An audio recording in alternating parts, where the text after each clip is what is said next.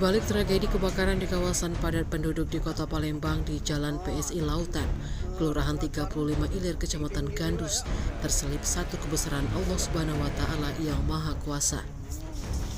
Di mana bukti kekuasaan itu dengan ditemukannya sejumlah kitab suci Al-Quran yang tidak terbakar, meski kobaran api meratakan 9 unit rumah dan 19 pintu bedeng.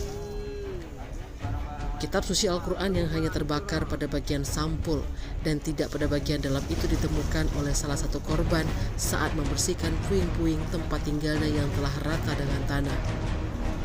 Terkait penemuan Al-Quran yang tidak terbakar itu diunggah oleh pengguna akun Instagram @hadifabai,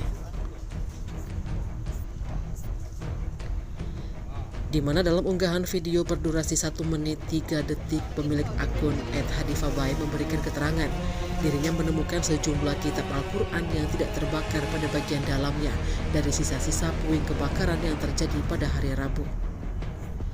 Dalam video tersebut, perekam juga menunjukkan kitab Al-Quran yang ditemukan di puing-puing kebakaran itu hanya terbakar pada bagian luar. Tim Liputan Sumsel Update TV melaporkan.